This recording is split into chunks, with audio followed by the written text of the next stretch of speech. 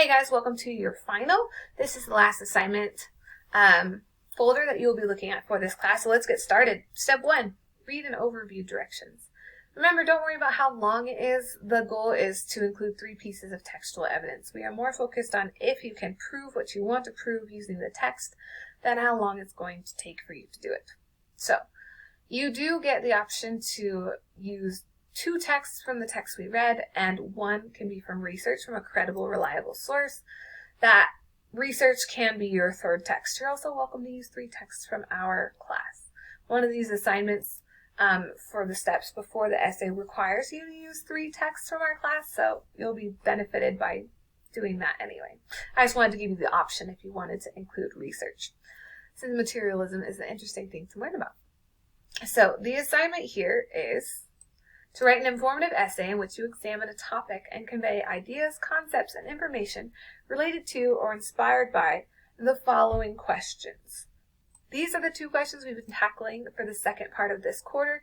You don't need to answer both. You don't need to answer either, actually. You just have to create an essay and a thesis related to or inspired by these questions. First question is, how do we decide what we want versus what we need? And the other is, what can result from an imbalance between want and need? So, you'll want to read the rest of this for specific information regarding this. This is just an informative video, so I am just guiding you through it. So, please do read those instructions in your own time. Step 2, working thesis. This I want you to take your time on. There is a lot to complete here with questions 1 through 4. Do not skim through this. This should take you at least 30 minutes. So please read the instructions carefully and complete it carefully. Don't skim through this. This should be a learning experience. So again, this is just an informative video, so I'm going to skim it for you. Do read the instructions. Question 1, you'll need to take 1 to 2 minutes and brainstorm 5 things that you actually need in life. Then, number 2, take 1 to 2 minutes and brainstorm a list of 5 things you don't actually need, but you totally want. Then question 3, this should take the most time.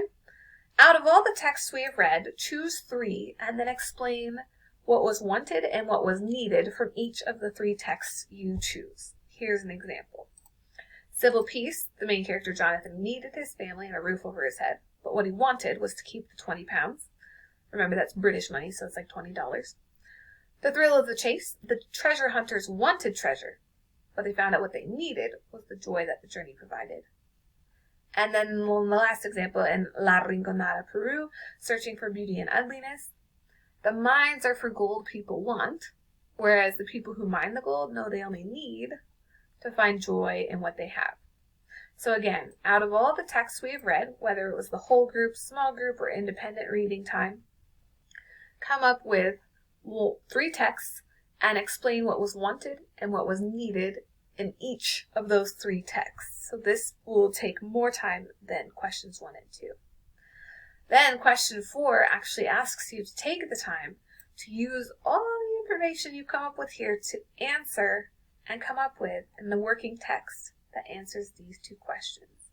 How do we decide what we want versus what we need, and what can result from an imbalance between want and need? That's the ideas. Those are the ideas we want you to tackle. So here are some possible theses. These are a jumping off point. You do not have to choose one. In fact, I challenge you not to choose one of these. Just use them and let them guide you. Titles 1, 2, and 3 obviously correspond with the 3 texts you will be using textual evidence from. Again, 2 of those must be from readings we did this quarter, and 1 can be from your own personal research from a credible, reliable source. Thesis option 1 is need is determined in many ways in titles 1, 2, and 3. People learn what they need when they do not get what they want. Another possibility is imbalance in what we want and need can cause many problems, like in titles 1, 2, and 3. Of course, that one will have to connect with 3 different titles that actually show people who have problems when they try to get what they want and they don't get it. Or when they do get it, this causes problems. Next one, value is assigned to different things in titles 1, 2, and 3, but in each text, what is valuable is determined by the main character's own values. So this one's focusing more on value and on the different things that are valued by the characters in those texts. And the last example is the text title 1, 2, and 3 reveal how people discover what they need when they try to get what they want. So, again, you don't have to use any of those. They could be a jumping off point.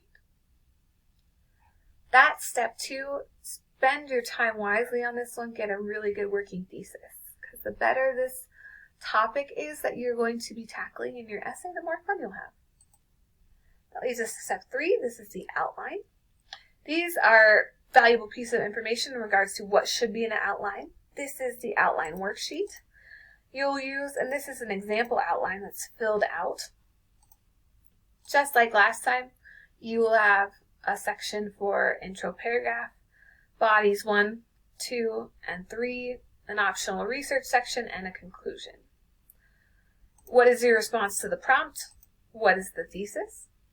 For body 1, 2, and 3, all 3 of them, you will need a topic sentence that includes title and author. Textual evidence will come next, and then an explanation of how that textual evidence proves your thesis will be the third thing for each body paragraph. Remember, this is the part where the lawyer says to the jury, my client is innocent because I provided you this evidence. The my client is innocent is the thesis. So you are like a lawyer defending your thesis, and you're using this evidence. The explanation then is your chance to prove to the jury that this evidence proves what you're saying here. If you get to the end of your essay realizing that, wow, my evidence is all pointing a different direction, change your thesis. Align it with your evidence. Just like if a lawyer gave a lot of evidence that actually started proving that his client was not innocent, he would need to change things up. You would also. So, for body 1, 2, and 3, you'll need a topic sentence with the title and author, evidence and explanation, research, or an optional fourth, and then your conclusion. Your conclusion states your thesis again in a new and refreshing way. You can state it backwards, you can clarify a point, you can come in from a different angle, and then the last thing is summing up the main point. You have stated your main point here, so now you're going to sum it up using the text. Maybe you'll say, this character from this text saw this, whereas this character from this text saw this, and in conclusion this. You can refer to all 3 texts. You can also sum up the main point with maybe a quote or maybe something you are familiar with or something that is relevant to the current readers today. And that is your outline. The more intentional you are with this outline, the less work you need to do in the future. So I like to write my outlines in full sentences so that I can copy paste into a rough draft, no problem. So feel free to read this example outline for how to maybe restate a thesis. Here's a restated one versus the, where is the original one? The original thesis. You can also see how this one is introduced with a quote from the Rolling Stones and how they actually end up using the Rolling Stones again. So feel free to use both of those. Then you will submit your outline here. Step 4. This is when you're going to share your textual evidence. So you're actually going to, in the comment section, write the names of your 3, from your essay, names from your 3 body paragraphs, your 3 texts, and you're actually going to share which quote and what page number you used. So this is just to be a really useful textual evidence share, and to talk about where we're going with that textual evidence. So this will be a good conversation that we'll have in class, but what you'll need to post is the title and the actual text here. The conversation will then be, what are you saying using that quote? So first example is from The Necklace. The quote here says, when she sat down to dinner at her round table with its 3-day-old cloth and watched her husband opposite her lift the lid of the soup tureen and exclaimed delighted, ah, good homemade beef stew, there's nothing better.